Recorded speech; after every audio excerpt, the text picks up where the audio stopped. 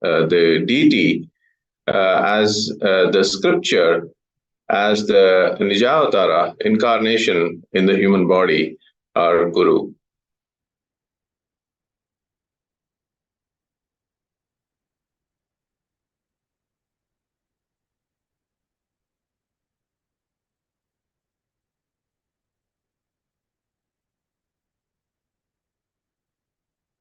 So whenever Sanatana Hindu Dharma, Hinduism, and Hindu civilizations are under threat of destruction, Paramashiva, the primordial Hindu divinity, has assumed the body again and again in the form of enlightened masters known as incarnations or avatars to protect and revive it. So the Supreme Pontiff of Hinduism, Jagadguru Mahasannidhanam, His Divine Holiness, Bhagavan Sri Nithyananda Paramashivam, is this millennia's incarnation of Paramashiva.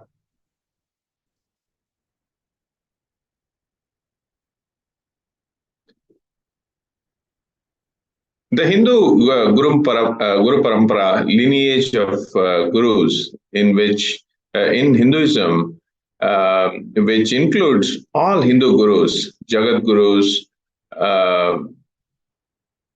the Guru of the Sampradaya or the sect of Hinduism, Jagat Guru Mahasannidhanams, Acharya Mahamandaleshwars, etc., from two Hindu ecclesiastical structures.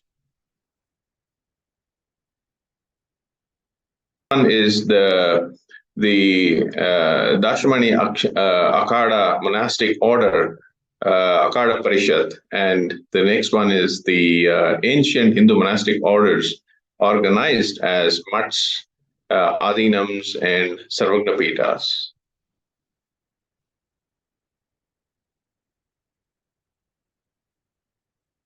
Each Hindu sampradayas retains its authenticity and diversity synergetically on the common substratum of respect for all life, exploring and expressing one's ultimate potential and divinity.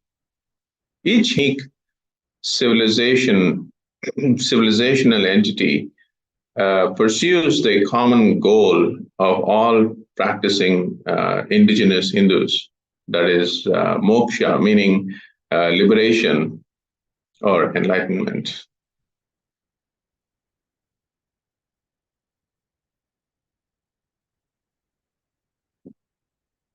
Such international customary laws have existed, in Hinduism amongst Hindu kingdoms since the time of Vaivashvata Manu, 11,200 BCE.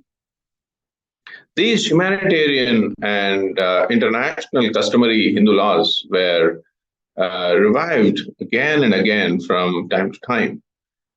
One of the recent ones was in 321 BC, after Alexander of Greece had died soon after invading the Indian subcontinent, and on his way back to Greece. Acharya Vishnugupta, as Rajaguru, guided the king, his disciple Chandragupta, who was originally at the age of 10 before he was trained by Chanakya and reversed the political invasions of Alexander.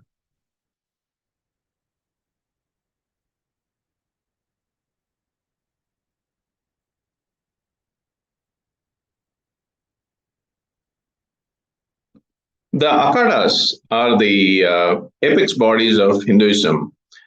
These bodies constitute a loosely knit federal structure that has existed for thousands of years and was revived by Adi Shankara to give stability to Hinduism. There were 13 Akhadas in the Akada Parishad. And the Akadas were formed by the Dashnami sannyasis. In the modern day, if you see, the role of Akadas is to provide religious, spiritual, and humanitarian services, and mainly to organize the largest congregation in the world, the Kumbh Mela, as we've all seen, many of us have experienced. So, just as how in the modern day the role of sovereign military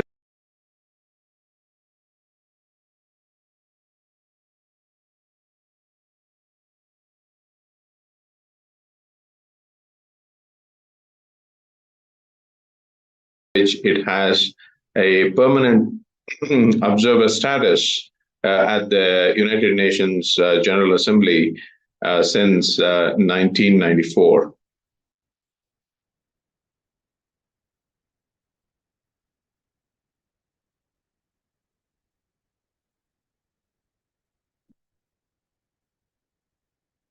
This one, Acharya Mahamandaleshwars are the greatest teachers, senior most religious kings of the spiritual sovereign order of Akadas. The Acharya Mahamandaleshwars is the supreme guru of the entire order. The office of the Acharya Mahamandaleshwar is the permanent and irrevocable. His appointment is like that of a pope. The Mahamandaleshwars and the Acharya Mahamandaleshwars engage, in public discourses and guide all their Hindu subjects and disciples.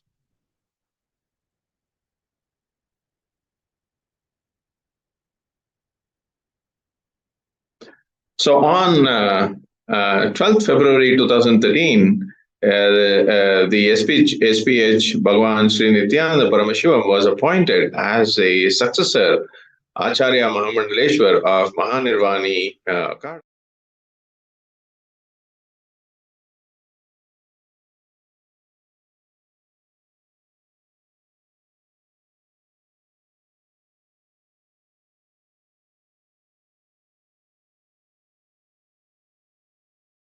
By the Atal Akhada Pitadishwar Acharya Mahamandaleshwar Swami Sukhdevanandji as his successor, and the successor of Acharya Mahamandaleshwar.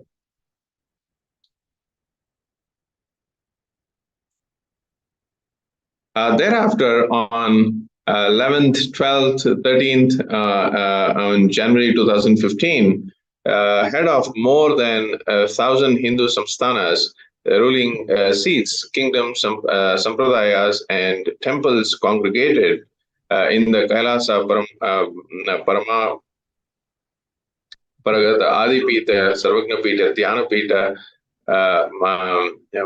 Mutt, Bengaluru, South India, from all over the world to perform a grand fire ritual, the Atiruddra Mahayaga, and to declare his divine holiness as Bhagavan, an incarnation of Paramashiva.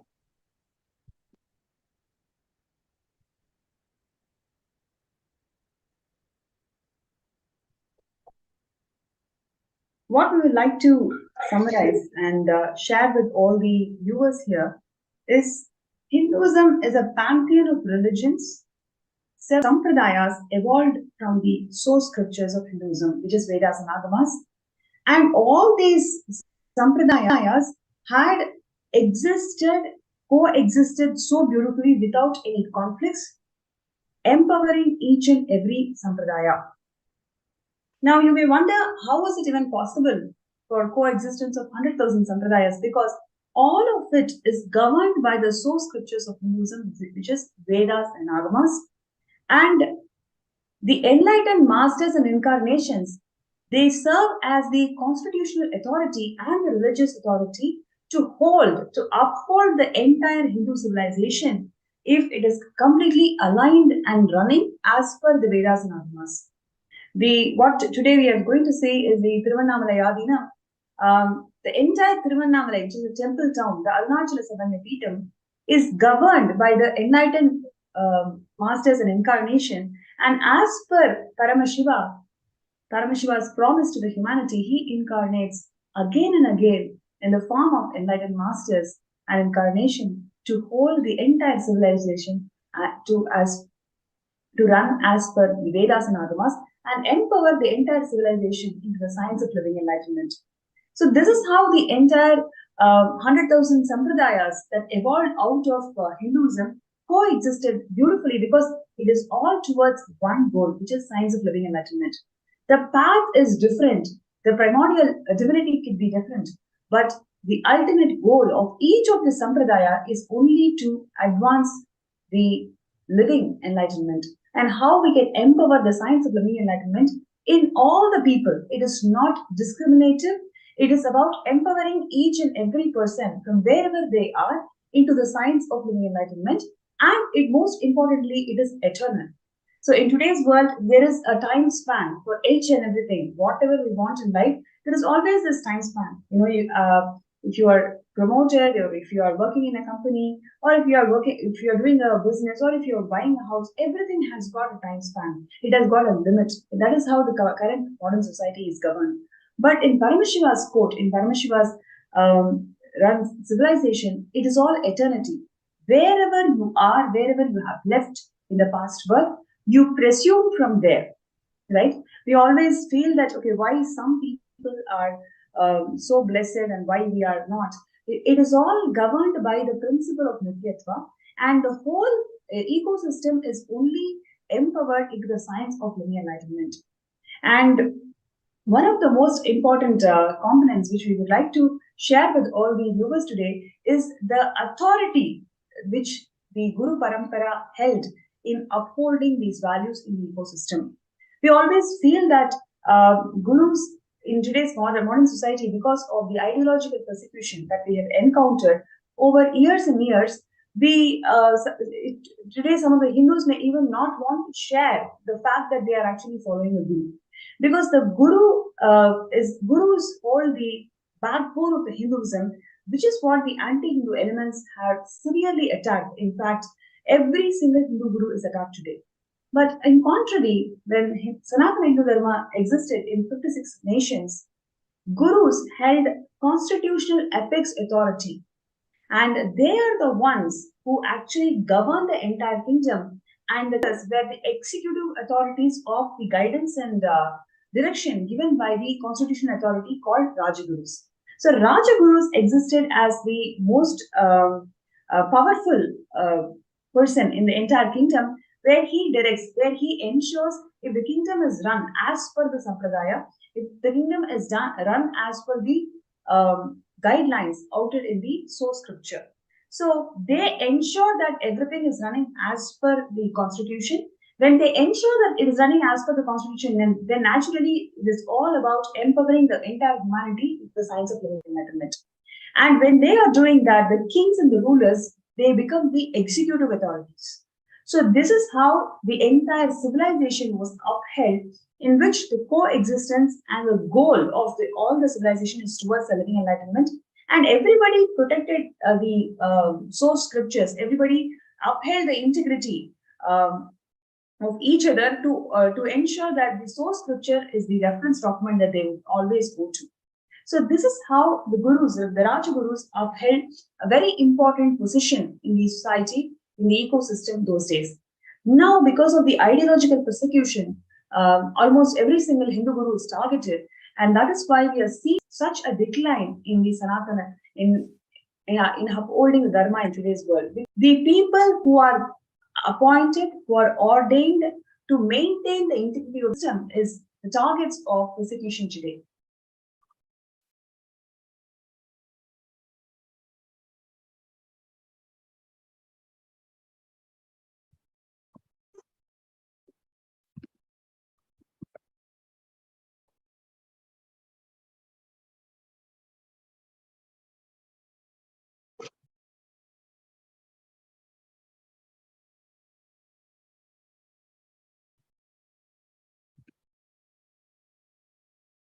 And today is the Guru Mahasannidhanam of 21 Hindu kingdoms.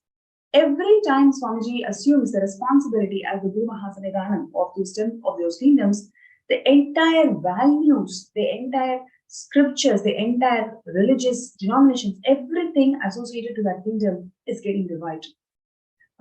Every time somebody assumes the responsibility of being the Guru Mahasannidhanam of a kingdom, then it means that we are advancing, we are ensuring that the religion survives for next few hundred years. Then please imagine the immense responsibility that Swamiji has taken to be the Guru Mahasannidhanam of 21 Hindu kingdoms.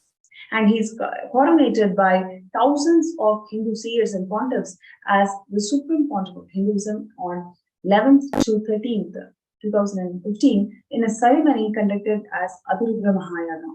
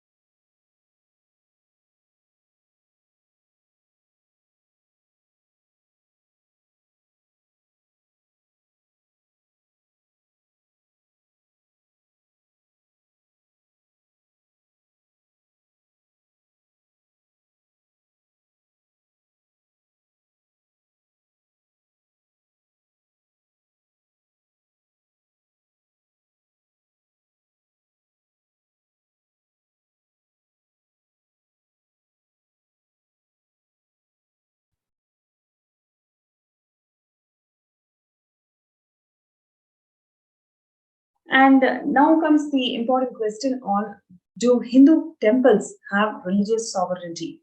That is the question that we must ask, because in several ways, the rites and rituals that needs to be conducted by the Hindu temples do not have their own sovereignty anymore. And that is why we need Kailasa today. Yes, in some states. Yes, in some states like Tamil Nadu, the records are available as to how many religious places are under the government control. It's important to note.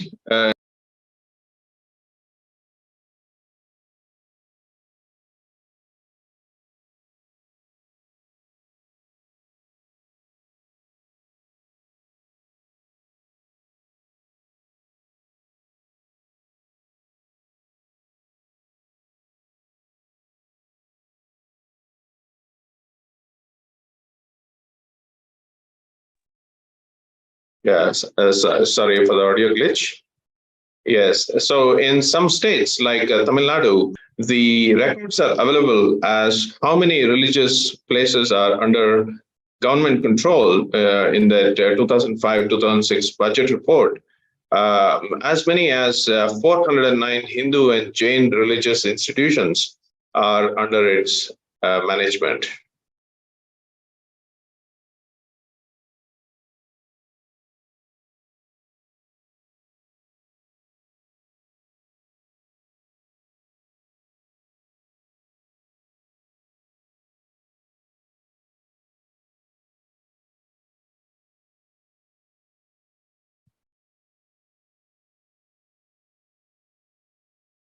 Yes. Example: Andhra Pradesh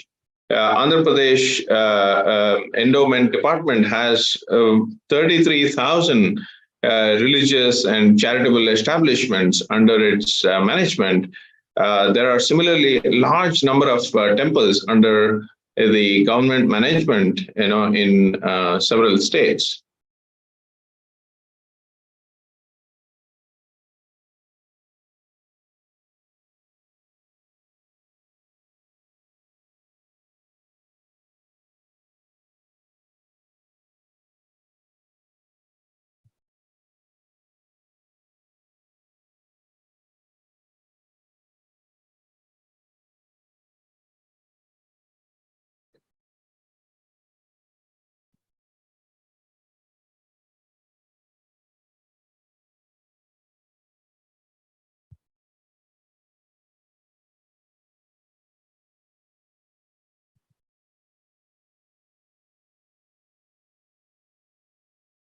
Yes. Sorry, I'm completing for the technical glitch. We received the feedback that the audio was not clear when the slides were projected. So we'd like to complete with all the participants. And I'm going to take a few minutes of your time to brief everything that we have been speaking so far. So one of the things that I would like to share with all the participants and viewers today is the grand narrative of Hinduism. Hinduism is a pantheon of religions. The source scriptures, Vedas and Agamas, gave birth to not 4 or 5 religions. In fact, it gave birth to 100,000 sampradayas. And each of these sampradayas has their own sect, own divinity, own methodology to worship, and own culture as well. So, in fact, we can even say that Sanatana Hindu Dharma gave birth to 100,000 sampradayas. So, it is not just one religion, it is actually a pantheon of religion.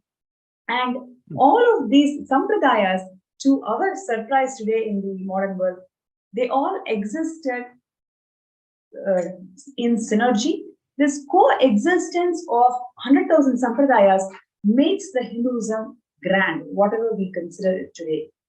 And now we're going to see how it is even possible. How is that 100,000 sampradayas existed so beautifully in synergy? Because the context of each of these sampradayas, the context of each of the kingdoms that are governed by the sampradayas, is all about upholding the core value that everybody is Paramashivam. And the whole system was organized only for one goal, which is living enlightenment. So whatever they were doing, it is all towards grooming each other, empowering each other towards the science of living enlightenment. And this entire setup, the entire ecclesiastical setup, was upheld by the Rajagurus. Now, who is Rajaguru? Rajaguru is the Guru Mahasannidhanam, or the religious apex body and constitutional apex body of every single Hindu kingdom. So there existed about 56 Hindu kingdoms, and each of these Hindu kingdoms had a constitutional apex authority and a religious apex authority. Both are same, both are one and the same, and that is nothing but the Rajaguru or Guru Mahasannidhanam.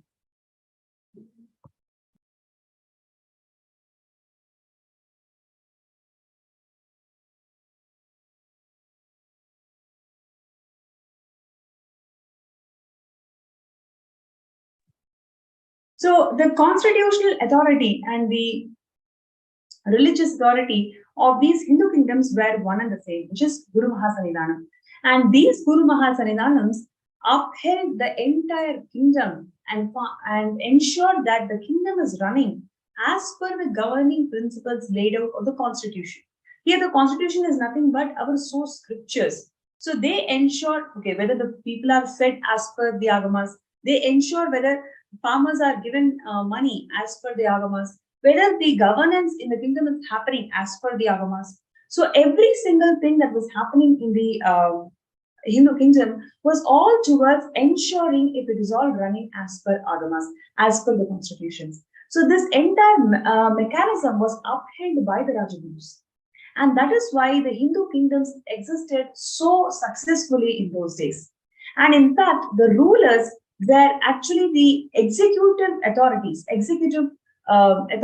of the Rajagurus. So what our understanding today could be like, okay,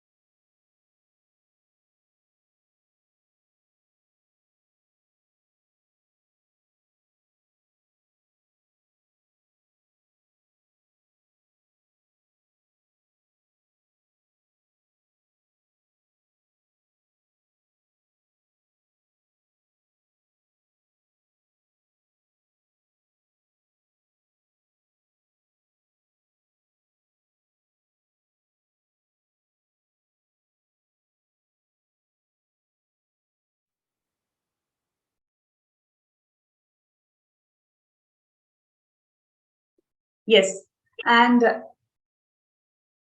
what and these Hindu kingdoms were upheld by the Rajagurus or the Guru Mahasannidhanam to ensure that the religious sovereignty is maintained in the kingdom and the entire kingdom is governed as per the principles laid out in agamas or as per the principles that these sampradayas would always want to run by. So they became the integrity offices. In fact, they became the guiding forces of all these kingdoms and ensured that everything is happening or complied in governance as per the source scriptures. So when we have this constitutional authorities as Rajagurus, the kings or the rulers, they became the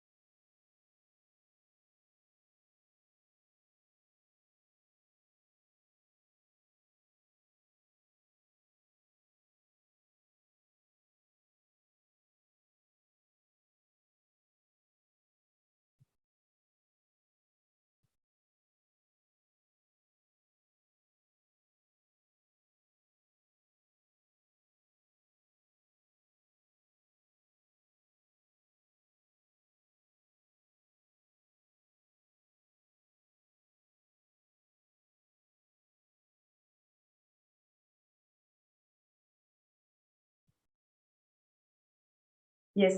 And today, all of us are going to be receiving the darshan of the Supreme Pontiff of Hinduism, Bhagavan Nithyananda Paramashivam, in the temple town of Tiruvannamalai, in the Arunachala Sarvanya. And to keep the promise that is given to humanity, Arunachala incarnates again and again in the form of enlightened masters and incarnation. And Swamiji is the 1008th incarnation of Paramashiva. And he's grazing this entire ecosystem. He's reviving this entire ecosystem to its original glory. And today in our Adinam Kailasa Tiruvannamalai, Annadan is happening. When I say Annadan, it is not a normal, regular food services. It is actually the way through which the living enlightenment can be imparted through food. Every single aspect that Hinduism and the Hindu ecosystems upheld, whether it is free food, whether it is Goshala, whether it is free education, whatever services that the Hindu ecosystems upheld in those times when the kingdoms were there, everything is towards the living enlightenment. So these humanitarian services were used as a tool to impart knowledge, to impart the science of living enlightenment to masses. So this is how the entire community, the entire kingdom was all focused towards the upliftment. And here the upliftment is making sure the people are living the science of living enlightenment. And this entire mission, the ecclesiastical structure of these Hindu kingdoms was maintained by the Rajagurus. And these Rajagurus, or the Guru Mahasannidhanams, they ensured that the kingdom is running as per the Vedas and Agamas and as per the Sampradayas that the Hindu kingdom are meant to run by. And the kings became the executive powers, whereas the Rajagurus or the Guru Mahasannidhanams, they were the actual constitutional heads. So when they were the constitutional heads and kings became the ruler, they ensured that the integrity is maintained in the entire ecosystem. They ensure that whether the governance, whether the food services, whether the education, whether the judicial systems, everything is aligned as per Agamas. This is exactly what Swamiji is reviving in Kailasa today, because Swamiji is the Guru Mahasannidhanam of 21 Hindu kingdoms. And he is reviving all of these Hindu kingdoms to its original glory. And in all of these Hindu kingdoms, the context is always living enlightenment. Today, if you take the Arunachala Samangapitam, even the Annadhan, Swamiji is empowering the community to learn how to eat, meditate through the action of eating. So the whole, every single context, every single thing has the context of living enlightenment, and everything is aligned to that context so beautifully. So, so that is happening because the kingdom is governed by the religious authority, which is the Guru Mahasanidhanam, and this is exactly what we will be having in Kailasa. Kailasa is the first nation for all the Hindus out there, where we will experience complete sovereignty, whether it is religious legitimacy or the educational legitimacy or the economic legitimacy, every single thing that we want to experience Hinduism, Swamiji is offering through Kailasa. There has been a great overwhelming response when the United States of Kailasa and United States of America entered into the bilateral agreement a few days before. Every single section of the Hindu diaspora is celebrating this move because we have been persecuted for more than 2,000 years. And in fact, we are at the receiving end of double-blind genocide, which meaning we don't even know that we are persecuted because the persecution is rooted in ideological level. So, given these progress, diplomatic relations that United States of Kailasa is having, almost every single some proclamation or some cooperation agreement, some bilateral treaty, almost every day Kailasa is expanding its roots in all the countries around the world. And so the Supreme Pontiff of Hinduism, Swamiji, is reviving the Hinduism, reviving the Sanatana Hindu Dharma to its original glory. So all we need to do is being part of this ecosystem. That is the best thing that we can ever do. So we invite each and every participant out there to be part of Kailasa, to be part of the Sarvanyapita Yajaman and Karta. So these opportunities are given to all of us to make sure that we are part of the history. When you become part of Sarvanyapita Yajaman and Karta, we are actually becoming part of the entire history. So we will be projecting the sign up links for all of you. So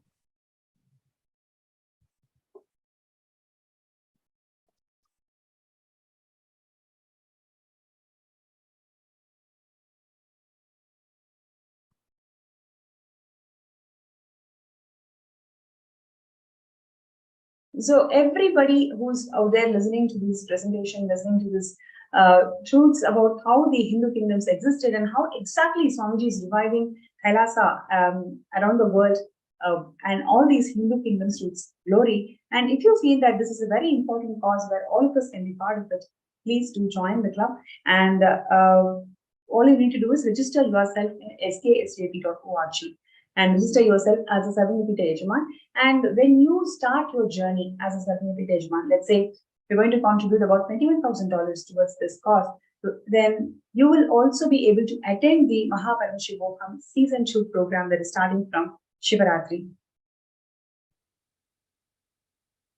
So I request all the viewers and participants out there to take a few minutes and sign up for Paramashivam or the Sarvanyapita Yajaman. And we will get in touch with you wherever you are in this journey. We are always here to support you, to empower you, and ensure that you are all part of Kailasa. So please go ahead and register yourselves.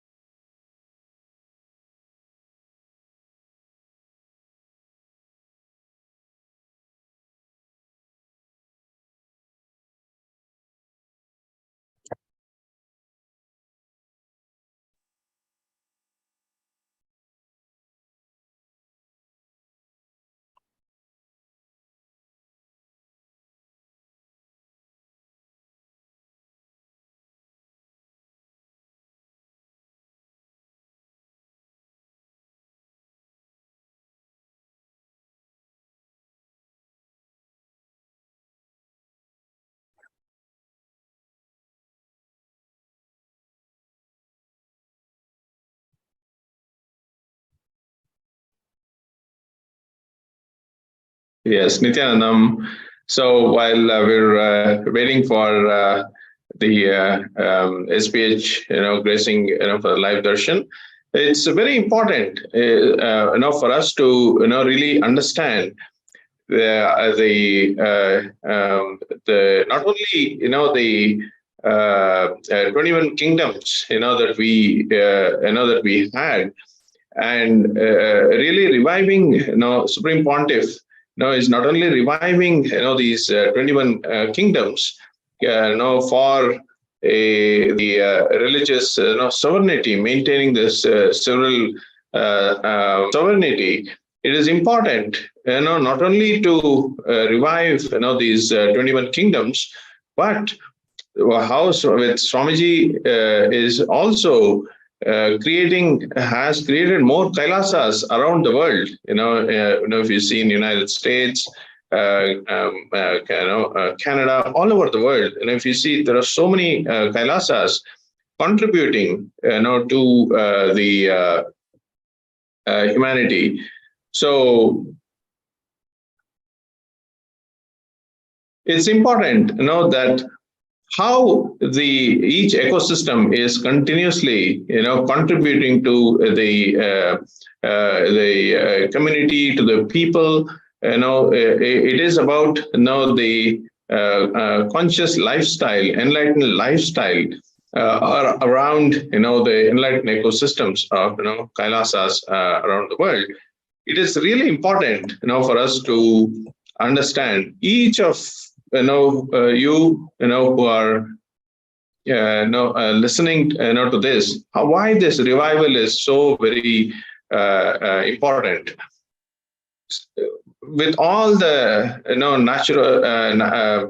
natural calamities, and the air we breathe, and the contamination, and so many different things that is happening around the world, now than ever, the humanity needs, the greener way of, lifestyle, and this enlightened ecosystem, and the enlightened infrastructures to really save the planet Earth. And that is really what Kailasa is, Swamiji's grand vision and mission is to, not only reviving, these ancient ecosystems that contributed to the civilization for eons, but to also address, the world today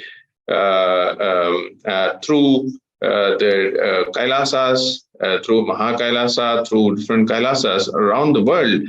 So we are able to, really, through our humanitarian, global humanitarian initiatives, we are able to contribute to the humanity in a very big way to bring changes, to the planet Earth. So all of you who are, really passionate, about, Swamiji's vision and mission, and now is the time for all of you to take, a decision to why you have a very strong reason, to jump now and, support vision and mission, to be a part and become founding fathers of, Kailasa, founding mothers of, Kailasa, and really, it is an investment, that each one of us are doing,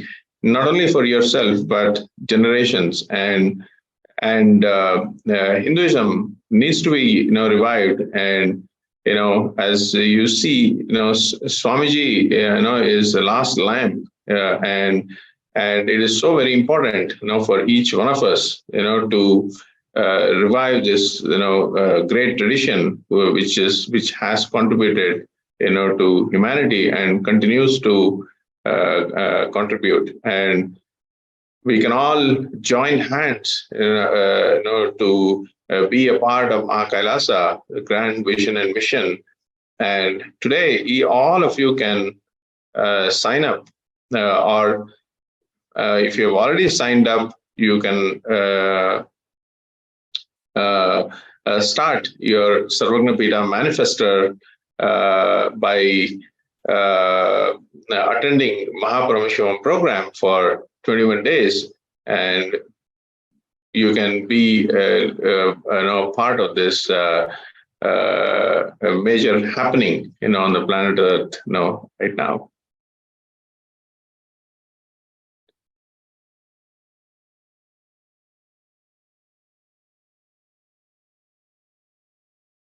See, it is also very important, as a part of reviving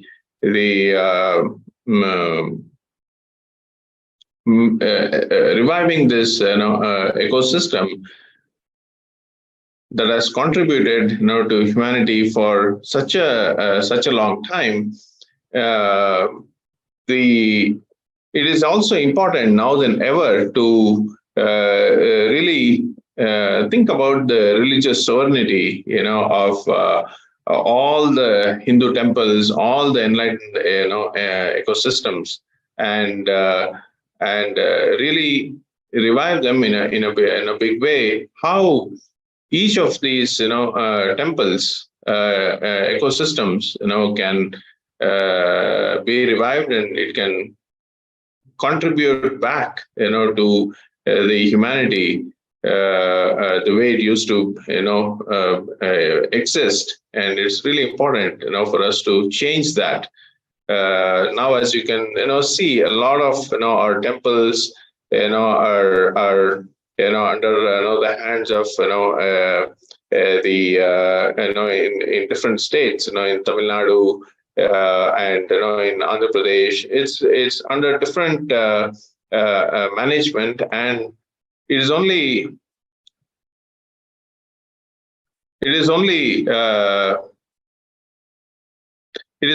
important, for us to bring the change, now than ever. So we will be actually playing a video now. Why Sri Kailasa, the only Hindu nation needed for humanity?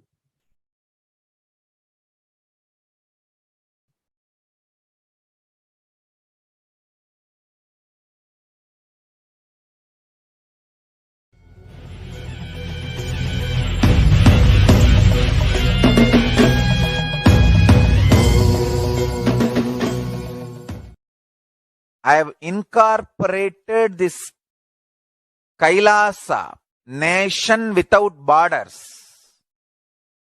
Kailasa, nation without borders. In a way, I can say whole universe is the Kailasa.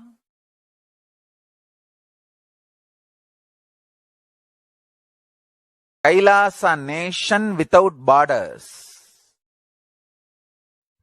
I've incorporated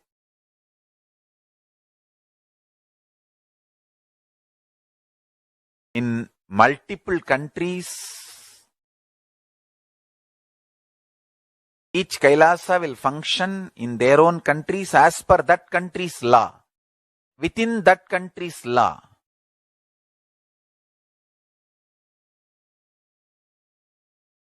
Understand? The Kailasa is revived to do contribution, uniting the nations for contribution. Hinduism, Veda Agamas have great things to contribute to the world. Like the great power manifestation science, the culture and arts, the ancient lifestyle truths, the ancient medical practices and medicinal knowledge, the ancient indigenous culture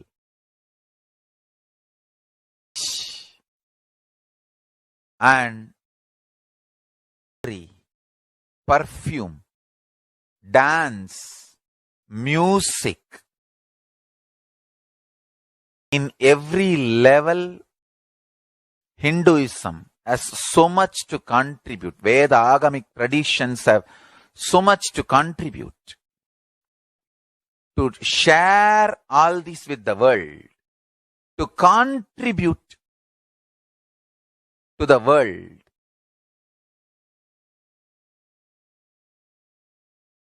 Hindus need to tell the world what they are contributing in every level. The brand of Hinduism itself is enriching and empowering and enlightening. Hinduism is all about enlightening the world. Empowering, enlightening, enriching the world. Contributing.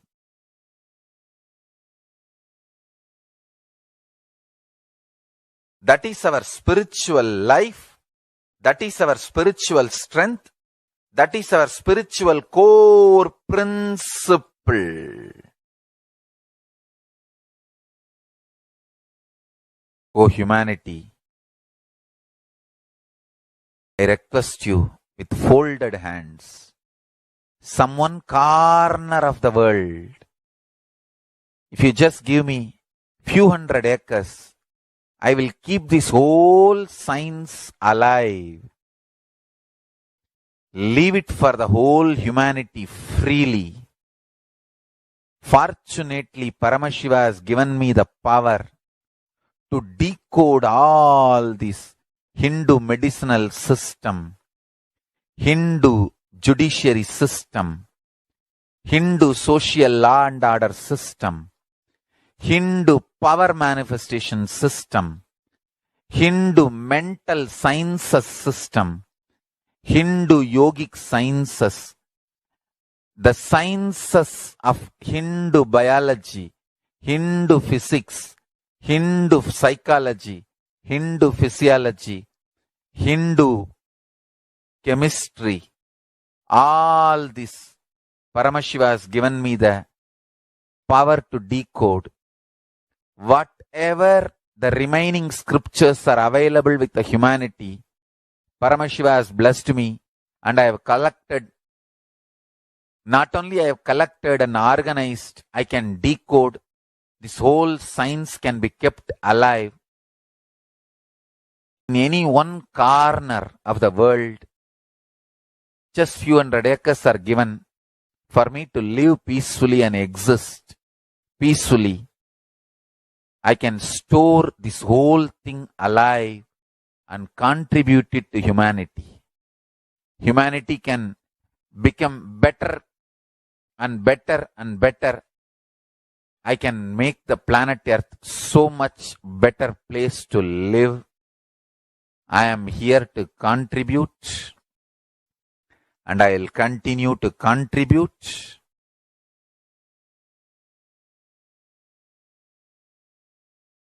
As long as I am allowed to live, I will contribute. I have collected all the remaining available scriptures, maybe 2 crore books. 2 crore means 20 million, I think, books on Hindu physics, Hindu chemistry, Hindu biology, Hindu physiology, Hindu psychology, Hindu law and order, Hindu social system, the power manifestation sciences of Hinduism, yogic sciences of Hinduism. I have collected, and Paramashiva has given me the blessings and power to decode. I have decoded and continuing to decode them. If the humanity, somebody is kind enough to give me few hundred acres in one corner of the world and let me live peacefully, I can keep all these scriptures there and go on sharing with the world, revealing these whole sciences to the world, and go on contributing. I don't need anything other than 1 cup of curd rice every day. That's all. A cup of curd rice per day, over. I can go on be giving this to the world. I can add to the world. I can make the world better place to live. That's all I have to say.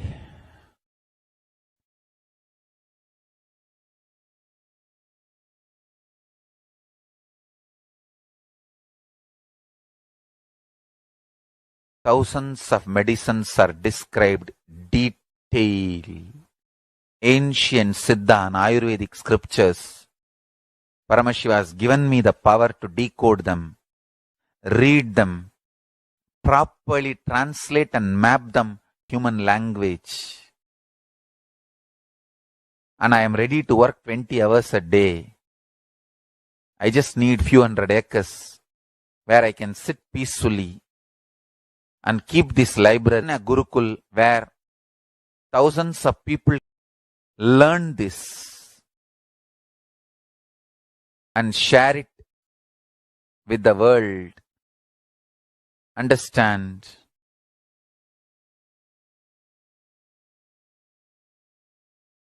I am only interested in contributing.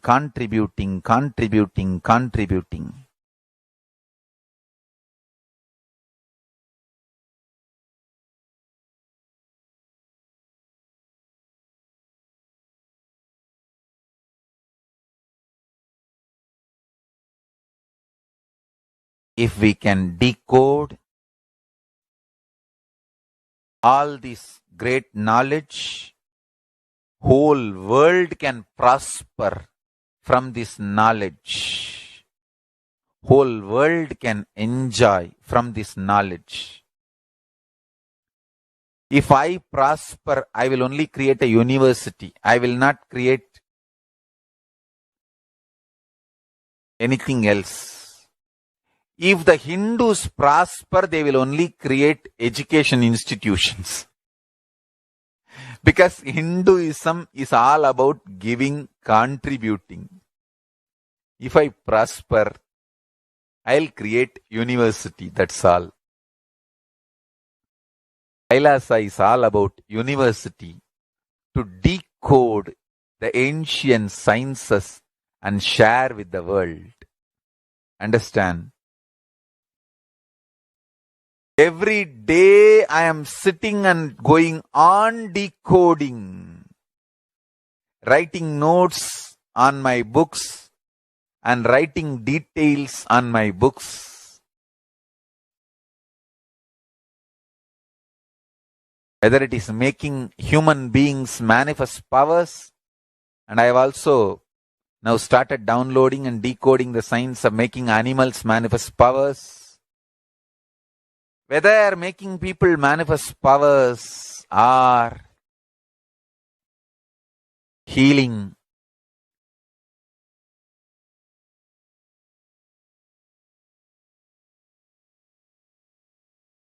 in every level, life is all about contribution.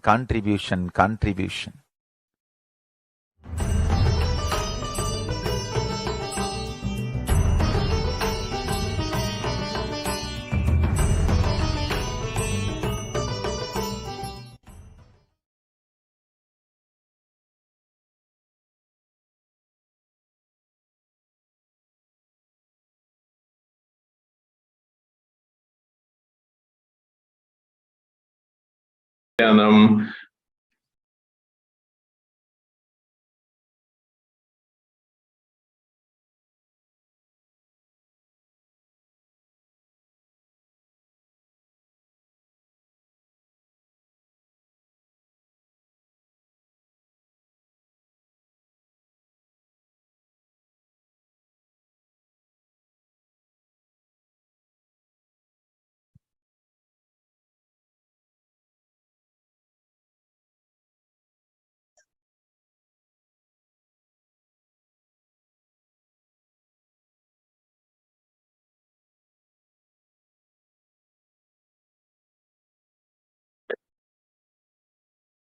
Yes, Nithyananda, welcome back. Yes. See, contributing to humanity at this point is so very important. As you see, in all the aspects, of the different areas of our lifestyle. If you see farming, if you see organic, farming, if you see education, if you see the lifestyle, the things that we are eating, the air that we are breathing, everything, is kind of overdrawn. Means nothing really, good can come out of the current system, because we have forgotten all the best things that the enlightened ecosystem contributed, and now we are only going south, in terms of doing anything good that can happen to the planet Earth and humanity. So turnaround is required now than ever. We need a turnaround in every aspect. And what Swamiji is doing, what Mahakailasa is doing, this grand vision and mission of Swamiji is all about turnaround and reviving the that the Hinduism had in every aspect of education, agriculture, temple, and arts, everything. Now the this whole system needs a complete shift in terms of yes, a contributing cycle needs to happen now. Right now, the environment, the ambience that we are all living is not contributing to each one of us. You are staying, each one of you who are listening, you are in your own city, your community, your country. You are doing you are paying your tax. You're doing many things now that the community, the society, the country is not contributing to you. In terms of, it starts from peace. You being happy, you being blissful, you being healthy, and being successful. So all of this is not given to you. So we are all already living in the environment where it's not contributing to you, and it's high time we need a turnaround. And all of you out there who really feel the turnaround is required, is needed now than ever, all of you can, if you feel that urge, and feel that you need to do now, you can sign up right now and make the decision that now is the time than ever. I'm going to stand up, for this, great cause, and just not for yourself, but for the future generation, for Hindus, practicing Hindus, and for the whole of humanity. So this is the best decision, you can make. When you're listening to this, if it resonates with you, sign up for this, and you make that clarion call for you to become founding fathers of Kailasa, founding mothers of Kailasa, and really start your journey for Sarvagna, and start decide to attend the Paramashivam season 2 program, and start your journey. Yes. Mahapranapriya?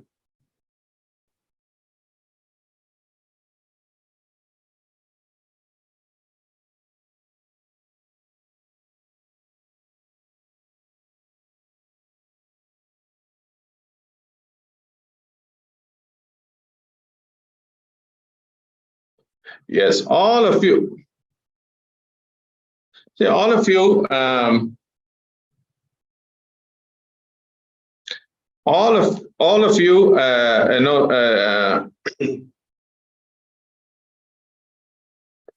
out there, don't procrastinate, and feel let me do it tomorrow. Everybody like you starts thinking, let me do it tomorrow. Then the turnaround, that needs to happen. It has to happen now. So I can all see, this is, the need of the hour for each one of you to make that call and make the decision to take a jump to start your Sarvagna.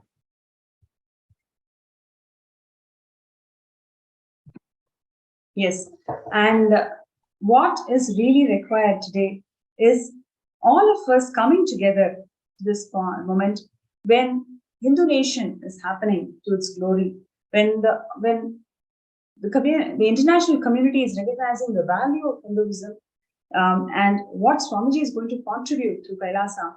It is our responsibility to come forward and take up this mission of being part of founding fathers of Kailasa. By you becoming founding fathers of Kailasa, you are showing your commitment to this mission of reviving Hinduism for eternity. And it is going to be a historic moment for all of us to be part of this founding fathers of Kailasa. So as you can see, Kailasa is strategically, expanding, the footprint, signing cooperative agreements, signing bilateral relations, and sister city. However way, we can expand in that, geographical, area, so we can target, our humanitarian services, in that, particular region. And it is so very important, that each one of you, who are, sitting there listening to this is so very important, that Kailasa, is at a much faster pace, is expanding through several types of bilateral relations, and it's important for each one of you to gear up, to be prepared, to be able to contribute. So the really our humanitarian services, activities, what we want to do, in those particular regions can be done, and we can all really look forward, to really opening of Mahakailasa very soon.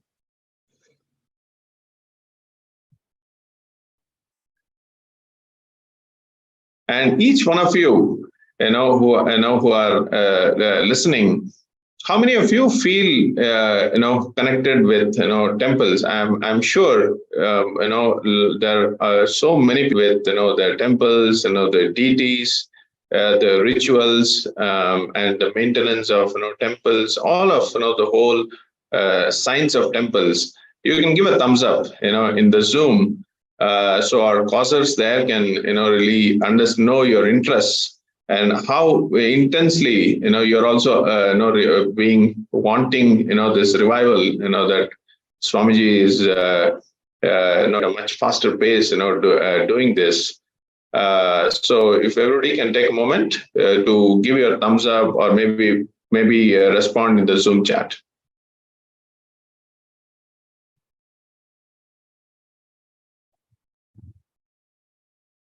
Yes, let's take a few. So also at the same time, each one of you can also share, in the Zoom chat, what aspect of the revival that resonates with you, whether it's temples, education, farming, lifestyle, enlightened ecosystem, so many things Swamiji is reviving. So what aspect resonates, with you? If you can, post it in the Zoom chat, so we know, and we kind of understand how you resonate, with the vision and mission of Sri Kailasa.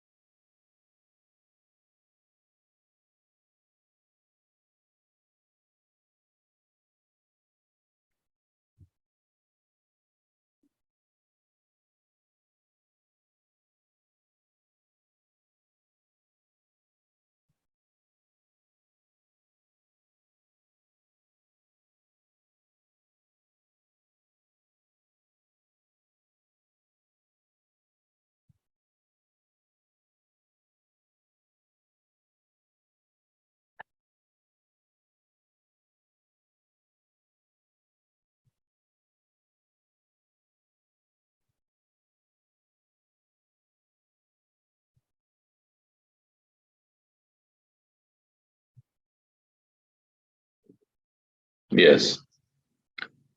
Yes, Nithyananda. So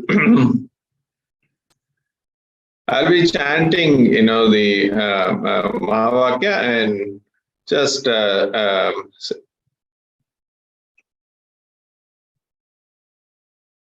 do power manifestation to the people in the Zoom.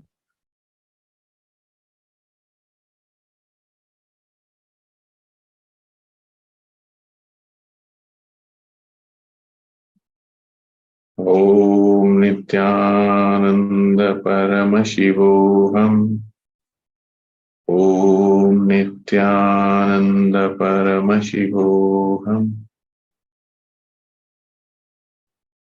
Om Nithyananda Paramashivam.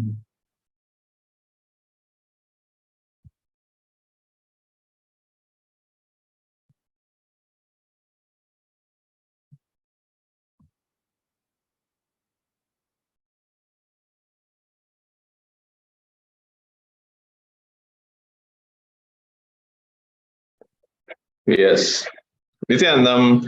So when I'm looking at the group of people in the Zoom, one of the thought currents that I'm able to see is why me? It's only the why me means somebody else will do it if I don't do it now. somebody else, will do it. So this is one of, the thought currents, that I saw. See, if each one of you feel, the same way, then all of you will, each one of you will, feel of missing this moment of, where we, what you want to do, what decision you want to make now. If you want to become founding fathers of Kailasa, you feel, connected with, the specific aspect of revival, what Swamiji is, doing. So if all of you can, feel or relate with, what I'm sharing, you can all, put your comment, in the Zoom, whether, you connect with, what I'm sharing, and then we can take it to the next step. So I'll just give you a few minutes. You can just, comment, say, I connect with this mental setup, thought current.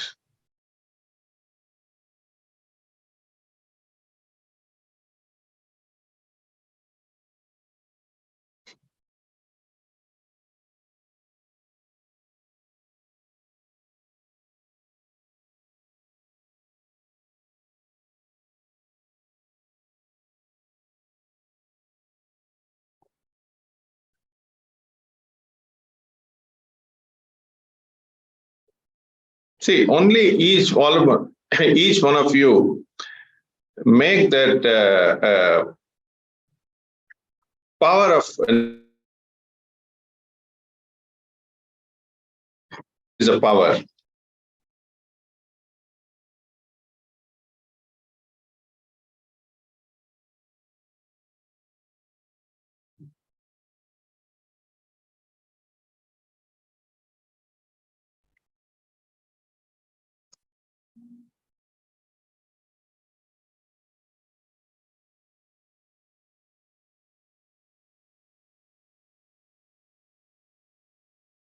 So if we can all respond, to this mental setup that I shared, then we can take it to the next step.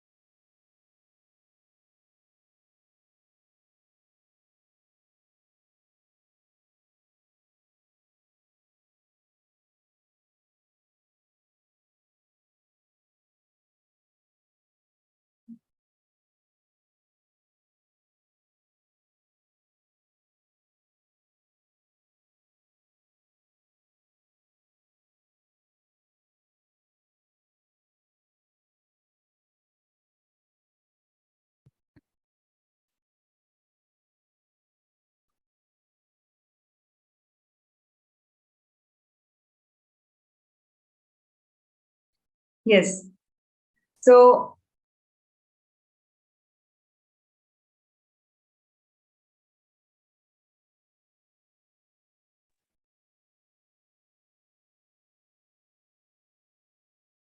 Nithyananda.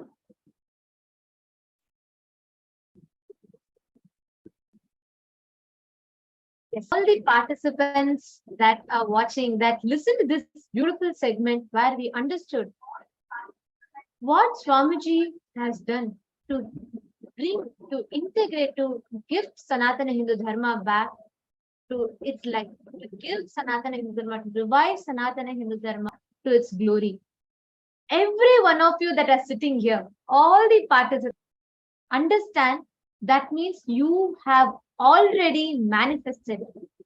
Only because it has already happened in your existence, it has already happened in your inner space, you're even getting the thought that you should be a part of it.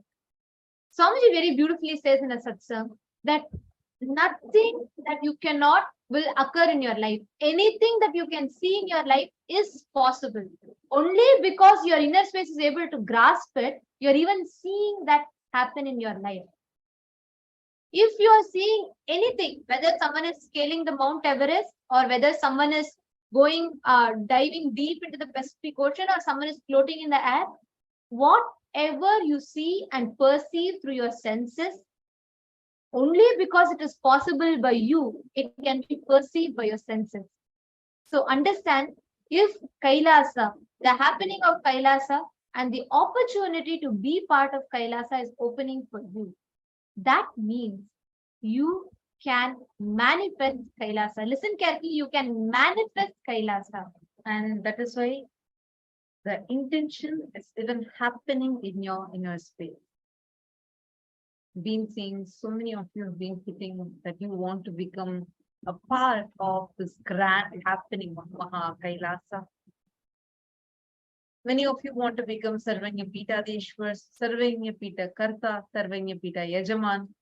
Now, here, any one of you that want to become a part of Sarvanya Pita Karta or Sarvanya Pita Yajaman, and you are ready to take the step or you are having some kind of obstacles, you can put it now in the chat and we will be able to help you. Every one of you, see, please understand, one of the most important things Swamiji says, right? Always Swamiji blesses that you can manifest Kailasa. Swamiji every day, like literally after every satsang, Swamiji tells that I bless you all to manifest integrity, authenticity, responsibility, and radiate those principles. And Swamiji says manifest the state, space, powers, being, super consciousness, and Kailasa of Paramashiva. So because Kailasa can only be manifested, it cannot be moved by any power. I was actually reminded of a story, a very beautiful story from our Puranas when I was just sharing this. We all know Ramayana. Yes, I'm sure most of us here would have known Ramayana, right? In the Ramayana, the Ravana is a demon king who is more like an antagonist in the whole play of Ramayana. And in the happening of Ramayana, Ravana is a demon king. He is like a very evil demon, and at the same time, he is also known for his devotion for Paramashiva. Ravana had all the wealth on planet Earth. In fact, when he was Lankadishwar, Lankadipati, he was the king of Sri Lanka, the kingdom of Lanka. And what happens is he has all the wealth under his control, all the powerful people under his control, all the wealth under his control. He had conquered so many kingdoms. Literally, he could just using his power, he could win over the entire planet Earth. He had all the power, wealth, everything under him. And in fact, you all should know, even Lanka that he ruled was Paramashiva's very own. Like Paramashiva builds Lanka and the whole kingdom of Lanka, and it was completely made of gold. So the entire Lanka Puri, Paramashiva builds it for Parashakti out of his love. And Ravana goes and asks Paramashiva that Lanka is a gift, and Paramashiva says, okay, take it. So Ravana is like so powerful. He had all the wealth, everything. And so one day he decides to go and take Kailasa. He wants to experience Kailasa and he wants to take Kailasa with him. He wants to claim Paramashiva Shakti with him. Every one of us may have this intention to manifest Kailasa. Ravana had this to the extreme, but he had it with the arrogance. Means he thought, I have all the power with me, I have all the wealth with me, I even have devotion to Paramashiva. So why not? I am powerful enough to get Kailasa. Let me go and try it. He thinks because he has all the wealth with him, all the power under him, he can get Kailasa. So he decides, he starts his journey to Kailasa and he thinks that because he is so devoted to Paramashiva, he can move Kailasa and he thinks he has all the wealth, power, everything to simply claim Kailasa. So he's saying, hey, what? Just Kailasa, I can get it. What wealth I don't have? I have everything. Like at my base, I have people. So I can easily just get Kailasa. Let me go. Out of his pride and arrogance, he goes to Kailasa. And he goes that Paramashiva is completely aware, knowing the whole play, he just plays along.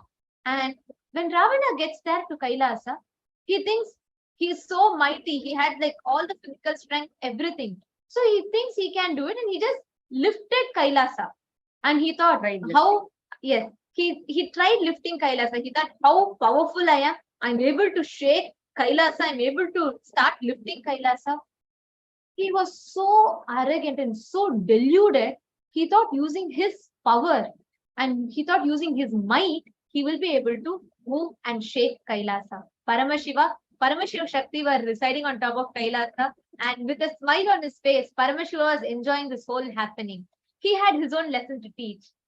After Ravana starts lifting Kailasa, he becomes even more egoistic. He thinks he conquered Kailasa. And the moment he starts believing that, Paramashiva just puts his right toe on the ground. Means he just presses Kailasa with his right toe. And Ravana just gets crushed under Kailasa. He didn't even expect this. He thought he conquered Kailasa with all his power, might, strength, everything. And just when Paramashiva puts his right toe and presses, Ravana gets crushed under Kailasa. And then Ravana realizes, oh my God, he realizes his whole pride, arrogance, and he realizes out of his arrogance and delusion what he tried to do with Paramashiva himself. And Ravana sings the Shiva Thandava Stotram and he prays to Paramashiva to release him. Understand, this is a very, very, very significant happening. Not just that Ravana tried to lift Kailasa out of his ego, pride, arrogance. It's not just that. Most important here for all of us to learn, all of us to understand is you can never ever conquer Kailasa through wealth. You can never get Kailasa through power. You can never get Kailasa through your mind. You can only get Kailasa. You can only move Kailasa through devotion. I have another story to give you all as an example for this.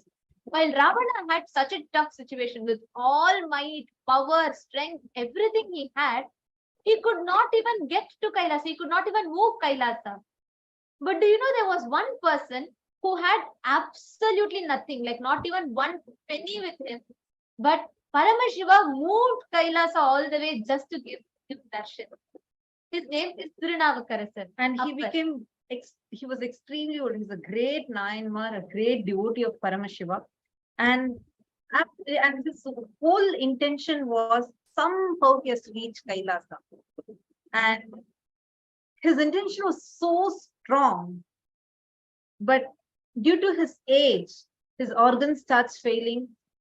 He first tries to slowly walk, then his leg stops functioning. He tries to use the whole body and crawl. His vision starts becoming blurry. One by one, each organ starts failing. But the devotion and the intention, the strong intention, somehow have the darshan of Paramashiva, manifest Kailasa, have his darshan and touch the feet of Paramashiva. With just holding on to that one intention, Many people see him crawling on the road and say, how in this age, with this kind of your body just failing, everything failing and not just like not being there to support you, how do you think you can reach Paramashiva? Forget it. At least go this in this old age. At least you go rest in your home. He didn't care for anything anybody told. He just held to that devotion, that one intention that he wanted to have darshan of Paramashivam. And Paramashivam, what is extreme compassion, manifested Maha Kailasa, their Kailasa to him wherever he was, healed him and physically took him to Maha Kailasa. And here we all should understand one important thing. One side there was Ravana, who had all the power, might, strength, everything with him, and he thought he could move Kailasa and got crushed under.